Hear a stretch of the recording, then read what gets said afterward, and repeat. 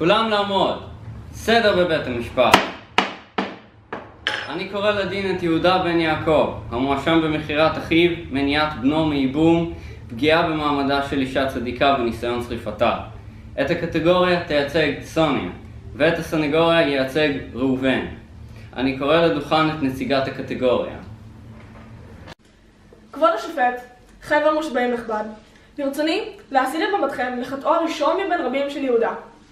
בחטא זה הוא נכשל בתפקידו כאח גדול ובן משפחה ליוסף.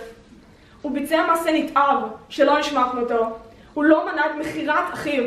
הוא היה למנהיג נגרר ואדם פסיבי הצופה מן הצד. Objection. Sustained. Proceed. חבר המושבעים, הקטגוריה נכשלת בהצגת התוצאות של הלכאורה חטא. יהודה הציל את אחיו ממוות בטוח בידי אחיו, ולחלוטין לא פעל בצורה פסיבית, אלא להפך. הוא הגן על יוסף בכל האמצעים שעמדו לרשותו. הוא פעל בדרך הכי טובה שיכל בהתחשב בטינה של אחיו ליוסף, ובחוסר השליטה האבסולוטית עליהם. האם לקטגוריה יש תגובה? כן, כבודו. הסנגוריה התעלמה לחלוטין מן העובדה שעל פי שיטת הביקורת הקלאסית המקובלת, המקרה אינו התרחש כפי שסופר בתנ"ך כתוצאה מעריכה מחדש של הכתוב. שיטה זו גם טוענת כי ראובן הוא זה שעזם את מכירת אחיו, ועל כן שימש יהודה כמנהיג פסיבי, הוא לא מנע את מכירתו או עזר לו כלל. ערעור נדחה.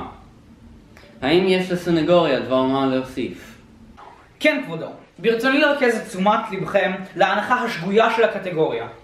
היא מתייחסת לשיטה המקובלת בתור השיטה הנכונה אובייקטיבית, למרות קיומן של גרסאות נוספות רבות המסבירות את פערי המידע בכתוב.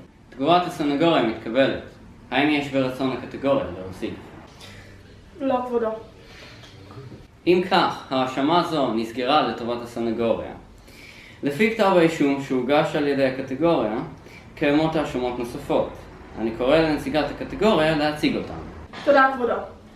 ברצוני להציג בפני כבוד השופט וחבר המושבעים הנכבד חטא נוסף, חמור לא פחות, בו חטא הנאשם. יהודה לא אפשר לבנו לייבם את תמר, החלטה שקבעה ללא הצדקה ממשית, אלא לפי תחושה. בחטאו זה עבר על חובת הייבום, הוא פגע במעמדה החברתי של תמר, ובכדי להוסיף חטא על פשע, הוא גם גירש את תמר לבית אביה. האם הסנגוריה תרצה להגיב? כן, כבודו. ברצוני לטעון כי בסופו של דבר מודה יהודה בטעותו ובצדקת תמר אל מול קהל רחב. Objection! Overruled. תודה, כבודו.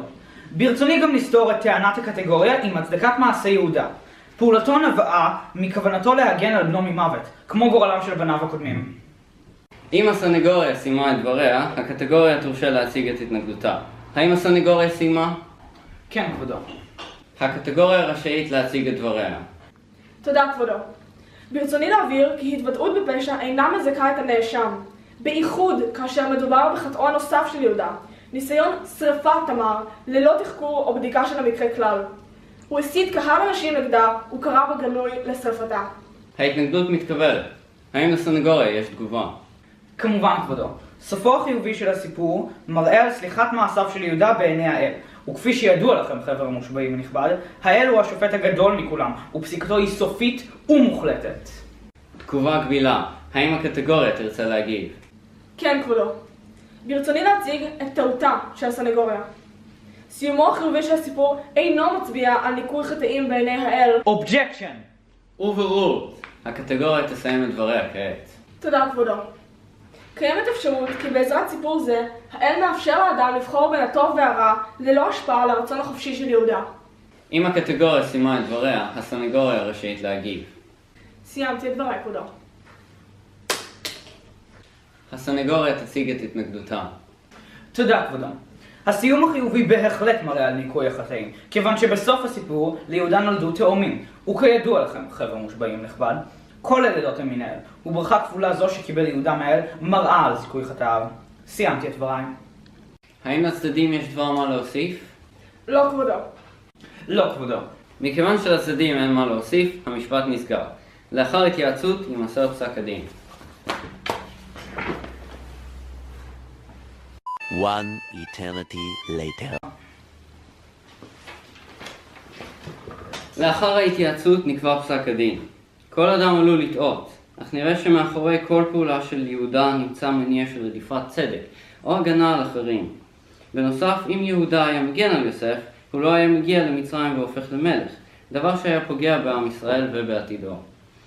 נוסף על כך, ברכתו הכפולה שניתנה ליהודה על ידי האל, מעידה על כך שהאל סלח ליהודה, ואין להתערב בפסיקתו של השופט הגדול מכולם. יהודה נמצא זכאי,